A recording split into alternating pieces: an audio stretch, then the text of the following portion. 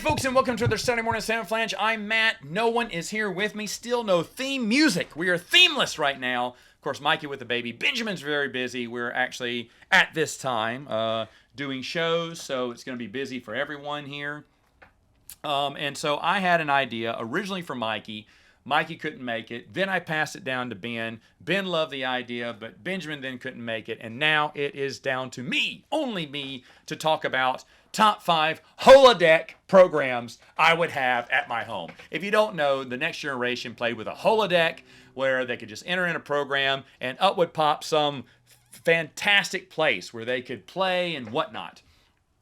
And for me, that was really neat to see. They had Sherlock Holmes mysteries. They went on the open sea. So basically, you can have this unlimited area where it can be your own little holodeck. Now, in real life, I don't think people would be watching Shakespeare plays on the holodeck, if you know what I mean. So, I don't have any of those type places in my top 5 here. But I did come up with a top 5 holodeck prints I kind of want on there. And I try to be specific. Some are going to be a little bit more vague. But. And one is from Deep Space Nine. Deep Space Nine's holodeck. It is, I'm going to spoil that if I say who it is because everyone will know. So anyway, my number 5, and by the way, this is super fun. My number 5, I thought, okay, so what would happen if I wanted to be at a party? I wanted to go to a party, okay? I felt like, let's have a party. So where do I want to go? You know, and I was thinking, you know, I threw some wild New Year's Eve parties. Those were fun. And then other, you know, I could go to other parties and other people parties I've been to, and or just create my own party that I think would be fun. But then I started thinking, where was the most fun I really had at a party? Like not at my own house, you know? And that would be Bennigan's, a St. Patty's Day Bennigan's party. Yes. I would just go and relive St. Patrick's Day was my firm number 3 holiday of all time, behind Thanksgiving and Christmas. St. Patty's Day was really, I mean, it was one step behind Christmas. I mean, that's how close it was, because that meant I go to Bennigan's. I loved everything at Bennigan's, and I would sit there very early, get my meal, and then slowly eat, like appetizers, desserts, and whatnot. Then another appetizer later on. But I would just sit there for the rest of the night. And I'd invite people at my booth, and I'd have different people come and eat, and we'd talk and chat. Then they'd leave, then someone else would come in. They'd eat, talk, chat. I mean, we just kept doing that all night long. And there were just so many people, and it was so much fun. And like I said, I just sat at the booth, at the booth table all day long, all night long, just having a blast. I don't even drink. This is back when there was a smoking section too, but I just remember just having and then having friends and having them bring their friends over and then talking to them and making new friends. I mean, it was just so much fun back in the day. And if I'm going to go to a party, I am going to go to a Bennigan's party. Ain't no party like a Bennigan's party. And yes, the Monte Cristo. I love the Monte Cristo. I don't know if it was my favorite. It wasn't my go-to. It was good. Definitely, if no one knows what that is, it was the best thing Bennigan's ever had. It was like a ham and cheese melt with like jam in it. And it was just fried with powdered sugar. Oh yeah, the thing was like 10,000 calories. But I liked I had their soups, their sandwiches, their meals. I went down that menu and ordered everything on the menu. You know, every time I went. I'd go all the time to Bennigan's. Huge Bennigan's fan. There's a few Bennigan's left. There was one only in Dallas, and I went to that when I went to Dallas one time. Loved it. Loved that they were still around. And now some company has owned them, and they're kind of re-franchising them. So now there's a few out there now. Not that many, but still a few. And they serve the Monte Cristo. And they have a loose menu, you know, where you can add local menu items. Like this Dallas one had the Monte Cristo, but it also changed the menu to fit Texas, which I thought was fine. I was just amazed they had a Bennigan's there. This was years ago when I went, and I haven't been back. Maybe they're not there anymore. I think they still are. But either way, though, Bennigan's just reminds me of the good old days and having of the fun. And so when I was thinking about parties, I said, you know what? That it would make me love St. Patrick's Day again. If I could do one more, or as the holodeck, I can do as many. Every day can be St. Patty's Day for me, and I would be fine with that too. I mean, what did I do besides just wear green? Sometimes I wouldn't wear green at all, and I just dare people to pinch me. But when someone pinched the fire out of me, I remember one girl pinched the fire out of me. I was like, "What are you doing? That's not fun." Like pulled on the old arm hairs too. It's cheating, in fact. But anyway, that's number 5. Number 4 was pretty simple. My old neighborhood in Forest, Mississippi. I'd want to go back on a Saturday in the summer there. Now, how hot was it back then? I don't know. Probably really hot, but as a kid, I didn't care. And I still wouldn't care because Saturdays in my old neighborhood, we knew every kid knew each other. In fact, just recently, my wife allows me when we go to the Wing Dane Doodle Festival, which is in Forest, Mississippi, every end of September. She always lets me drive around town and point to the same places I pointed out since we first started going. And I just can't help it. And I know, I mean, she can say no, and I probably wouldn't have driven around town this time, but I just love going down that town. I still dream about that town and everything. And growing up there, so many good memories. Of course, no one from my childhood lives in that neighborhood anymore. Everyone has moved on, or died. But it was just so wonderful. I just have great memories. I love walking down that street, even though I drive. But when it was just me and my wife, we would walk around for a while because I just parked the car. I was like, I gotta walk. Because I'm so used to walking these streets, and it's so beautiful, and it just reminds me of lazy Saturdays, where you're playing with toys outside, or you're playing with little guns and stuff, and playing army or whatnot, or you're having a water war one day with all the kids in the neighborhood, and that was really fun. You got old squirt pistols. All the parents would put out the little kiddie wading pools, and they would fill them up with water. So that was our refilling stations. And so there was like 3 or 4 refilling stations around the block. There was 2 on our corner, and then 1 on each other side of the block. The other block, I don't think the cross block didn't have any houses. One road just didn't carry any houses, or all the houses were turned to the side. But there was 4 filling stations, I remember. And then, of course, about 2 kids with hoses. One on our corner, which was the busiest corner, because that's where most of the kids were. And then another one on the other way. But no one went there because that kid was a jerk, and he stayed inside. He had a gate, like a little fence gate, and he would lock the gate so no one could get to him. But he could hit you with the water hose. He'd be safe in his own front yard. So no one went to unless you were biking by trying to hit other people, you tried to avoid him. And he was always like, why didn't anyone come over here? Dude, you're such a chicken. I remember his name, Craig Pittman. I remember his name. No, it wasn't Craig Pittman. It was Craig Pitts. No. It was Craig Tadlock. It's Tadlock. Oh my goodness. Thinking of the wrong name 3 times. But Craig Tadlock was his name because his uncle owned Tadlock Stockyard. Anyway, and he had a go-kart. He was the only kid with a go-kart too, and he would ride around. He wouldn't let anyone ride it. It pissed me off because I wanted a go-kart, and we all hated him. No one really liked him. He was like a little jerk. But anyway, he wanted to be part of the water war, so we wouldn't even tell him we were having a water war. He'd just figure it out and then come outside with the garden hose and try to hit people. This is a stupid jerk. Anyway, but I'd also have fun days of playing King of the Hill, of going hiking in these little woods, building our own fort, stuff like that. Just lazy Sunday stuff you do. And backyard baseball. Man, and I think I've talked about this before, but we had, it was a six baseball teams and 2 adults that would team up. Some adults. And the adults could only have, I can't remember, it was like the rule was like 5 players or something. They had to be short. Only 1 in the outfield or whatnot or something like that. I can't remember, but we shortchanged them a few. And they couldn't have a catcher because the ball would hit the wall. And so, they would just have to go catch it or go get it if we tried to steal home, which they were fast.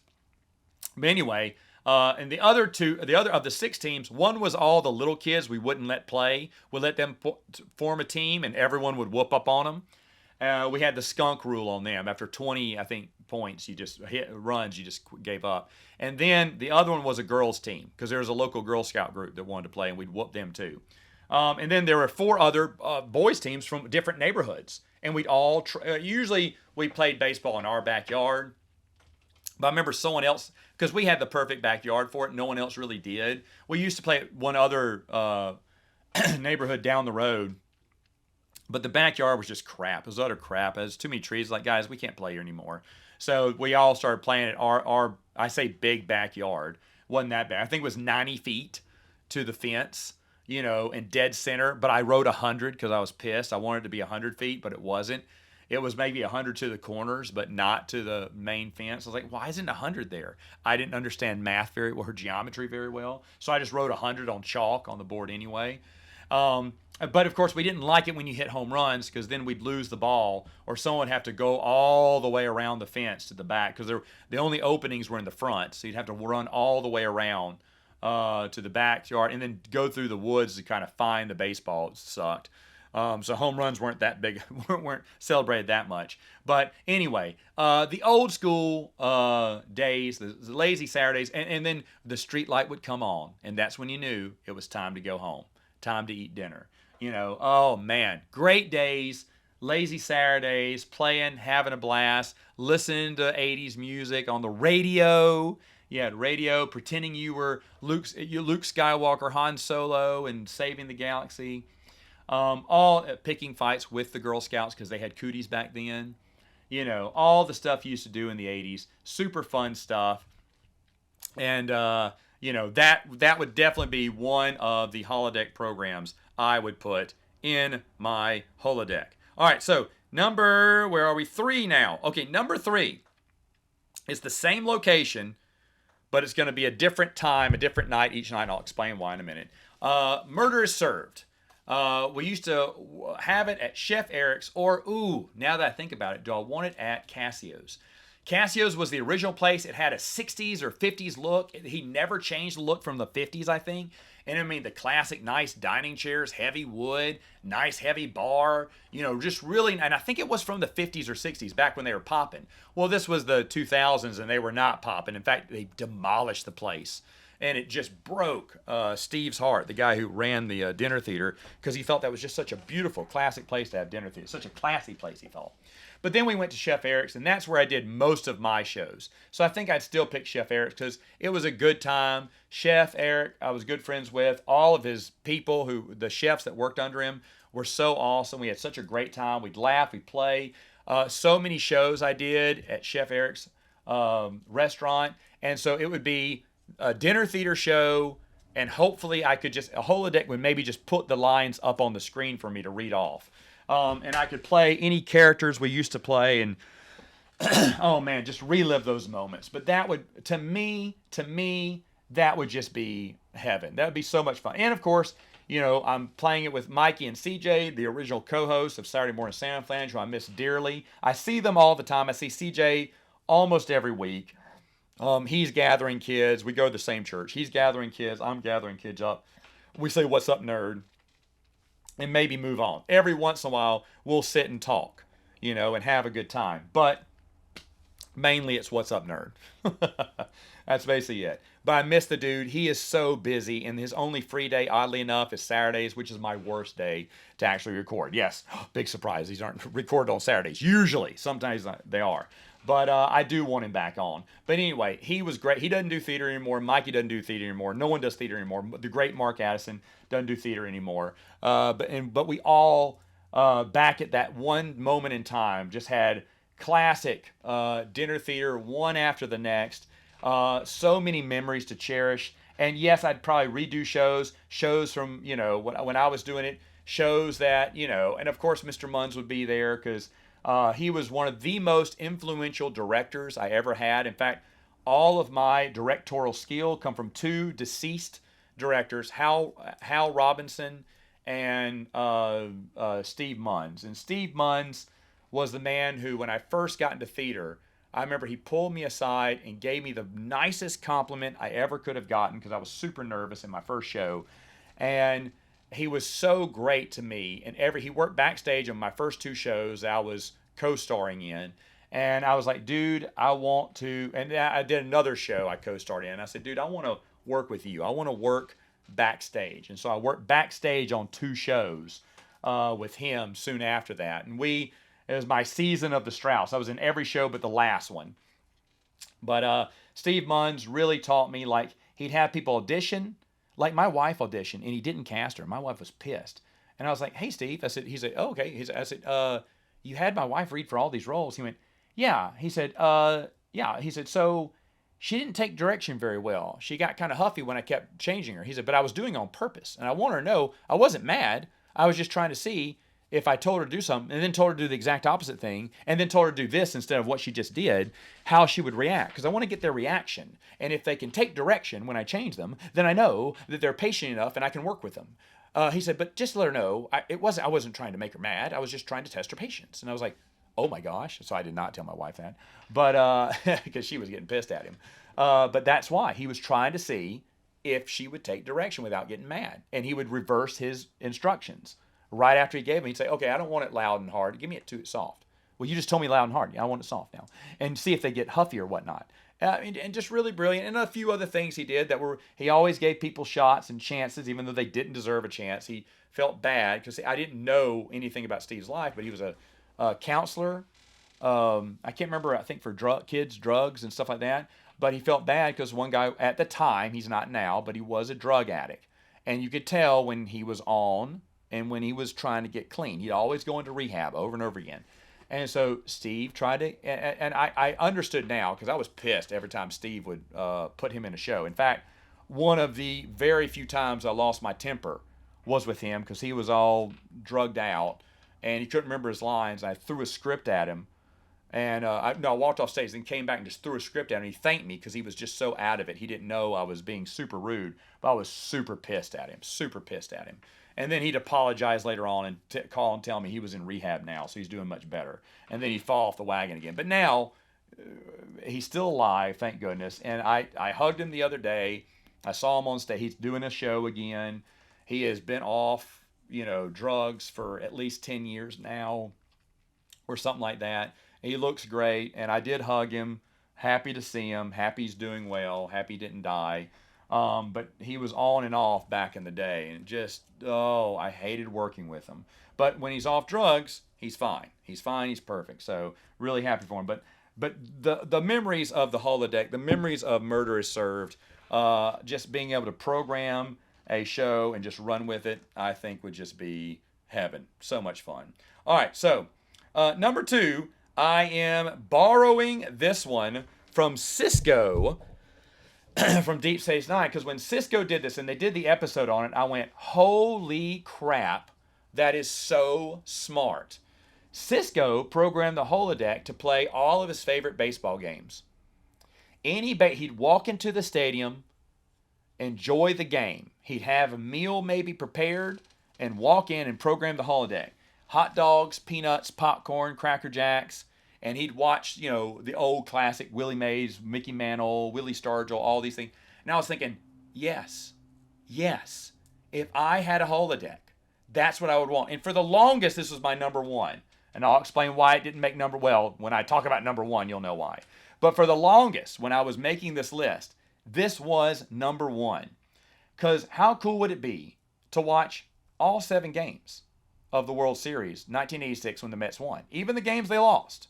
I've watched them on DVD several times. I've had fun. I almost watched them last year on DVD when the Mets came close and didn't get in. And I have a buddy of mine who's a Mets fan who lives around the corner from me. I'm thinking I may want to have him over for a few nights in a row instead of watching the World Series. Because if the Yankees make it to the World Series, I don't want to watch it. And Yankees-Dodgers made it, and I had a hard time watching. I said, I'd rather be watching the Mets-Red Sox from '86. And he started laughing. So, but anyway, watching those games live, that would be great. Like watching the entire 1986 Mets season. Watching all these old games I used to watch back in the day. Looking up best Mets games. Or just best, memorable games. Carl Yastrzemski's home run. You think about, the Mickey Mantle home run, the Willie Mays catch, all of the 1991 World Series, Braves and Twins. I mean, you get to feel the excitement and the tremble and go to all these stadiums and just sit there and watch a game. I just think that would, and of course, anyone who doesn't love baseball is going, Matt, that's pretty much my nightmare, man. I don't want to do that. I get that. But for me, oh man, that would be just excellent. I would love a holodeck where I could watch every baseball game. If the missus was here, that would definitely be on her list. It's probably a holodeck. She didn't know what a holodeck was. I tried to get her to come on. She rarely comes on. Last week was just a rarity there, but she didn't know what a holodeck was. When I said it's from Star Trek, she just stopped listening to me and walked out of the room because she wasn't going to do it. But I think if she knew what it was, she'd probably come up with some. And I think baseball games would probably be in there. And if it wasn't, she would change hers to one if she knew I was doing this. But she's never going to listen to it. So anyway, but I would watch a lot of the World Series games, the game-winning World Series, be there when that team won the World Series. And some of the greatest games, watching Nolan Ryan pitch a no-hitter. One of my biggest regrets, because I was like, why would I go to anything else but a Mets game? If the Mets weren't playing, I wasn't going to go. And a bunch of people were going to see Nolan Ryan pitch. It was his last year, and so they wanted to go see Nolan Ryan's last year of pitching. And I went, why do I want to see a crappy Rangers game? I'm a Mets fan, and that was my mentality when I was a kid. It was so stupid, because I could have seen Nolan Ryan, future Hall of Famer. We all knew he was going to be a Hall of Famer. But I could say that I've seen the great Nolan Ryan pitch a game. And that would have been awesome. And I would have had a fun time if I would have just gone. Because a bunch of people were going. One of the adults was taking all the high school kids. I went, I don't want to go to no stinking Rangers game. And I remember years later, when I was married, I said, do you still go to Rangers games? He said, yeah. I said, I want to go with you. And I told him that I regretted never going to that Rangers game. He said, oh, I remember that. Yeah. He said, you didn't go? I thought you went. And I was like, nope. Everyone else went, but I did not go. He went, oh, I could have sworn it was you. And he's like, okay, maybe there was another Matthew in our church back then. He's like, I said, yeah, it's probably him, but it wasn't me. I said, but I always regretted not seeing Nolan Ryan. And he was telling me how great it was and everything. He said, yeah, well, he said, actually, I'm going next weekend to go see a Rangers game. I was like, done. And so we went. Back then, his family was really young. Now they're all grown up and married. But we went, and my wife did not want to go. This is back before she was into baseball, but she was just pissy the whole time. We had to park way out in the middle of nowhere and walk way across the parking lot. When we finally got there, we got to our seats. It was already the second or third inning, and instantly my wife fell in love.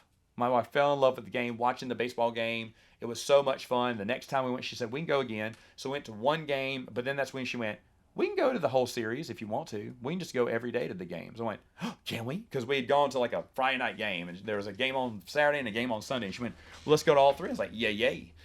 Just recently, if you've been watching my YouTube channel, I did go to a Rangers game in the new stadium.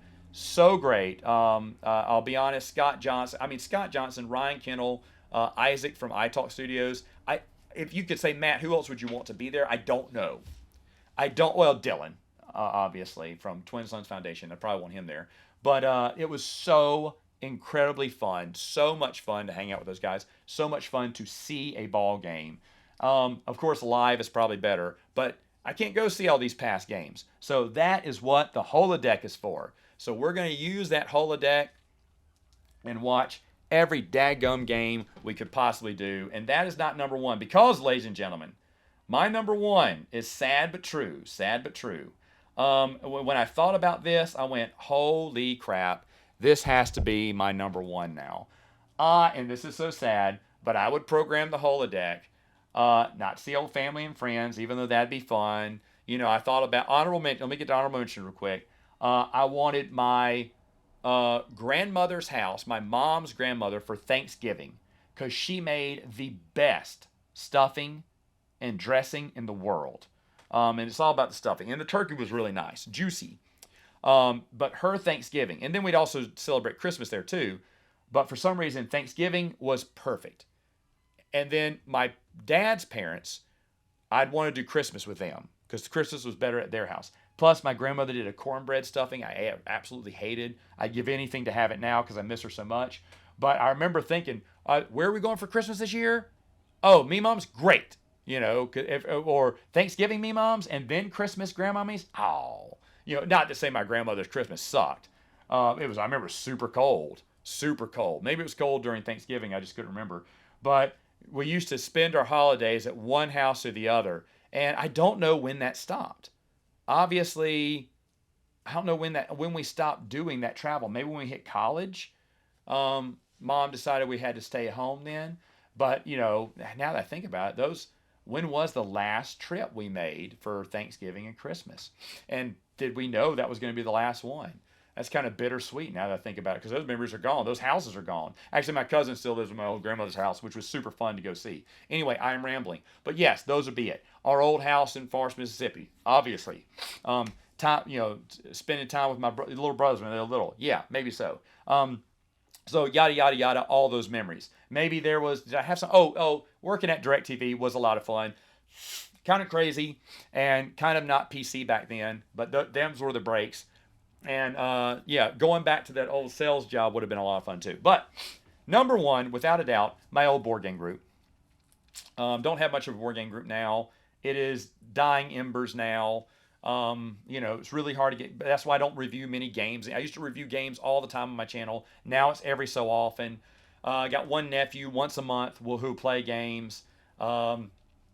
I got some deadbeat friends who will come over every blue moon, and the occasion, and then the one I was trying to kindle, the gaming group I was trying to build up, just fell apart on me. So I don't really have many options now, and I do miss the original one. And the original one is going to have one of my old best friends, Nick Banta. I have to say old best friend. We hardly talk now because he moved away, and I miss him so much. And he was awesome. If it was just him, that'd be great. But of course, I want Mikey, I want CJ, I want the original crew back, and us just playing games, and we would just laugh and have fun.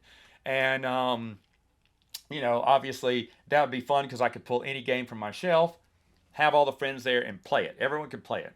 Maybe program myself to win. I don't know. I don't care. Program it on medium. I'd win some, lose some, of course. But the thing is, just to have fun, just to be around people. I'm a people person. Would definitely, definitely love to have that. So that's kind of sad, but that's true. All the other ones, I thought about the ones on Star Trek, the Sherlock Holmes adventures. Those would be kind of fun to relive.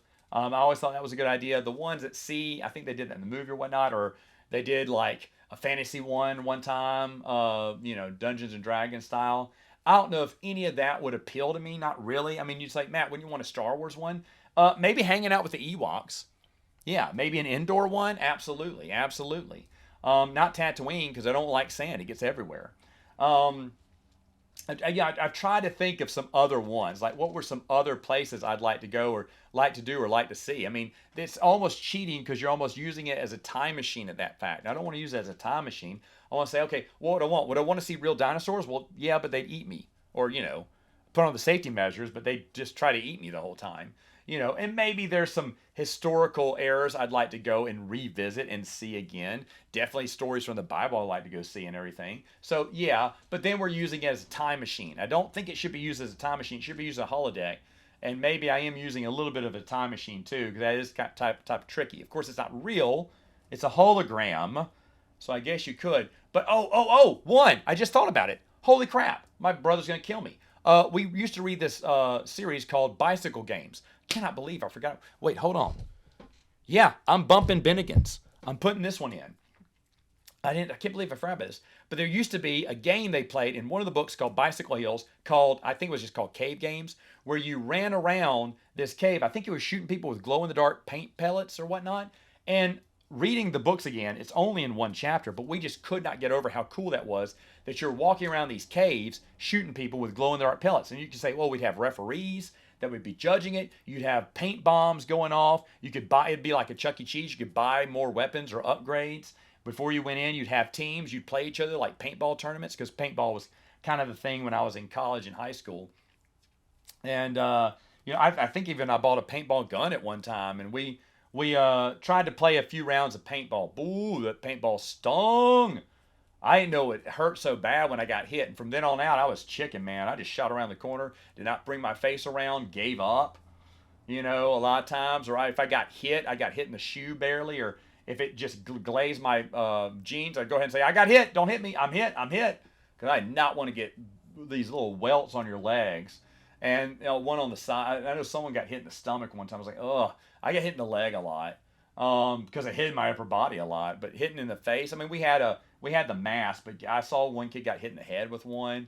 Oh, big knot on his forehead, but wouldn't want that. Anyway, I'm rambling now. But yeah, the cave game scenario would probably be one that'd probably be a really cool one, and we'd have to bring a bunch of friends too on the holodeck and play, or maybe hologram friends could play. Yeah, I don't need friends when I have a holodeck. I can create my own friends, right? But anyway, all right, folks, that's it for now. So let me know in the comments below, if you were to have a holodeck, what would be programs that you would put in it? To be honest, I probably haven't thought of anything, and you may have thought of some good ones. But either way, I will see you next time on Saturday Morning Samoflange.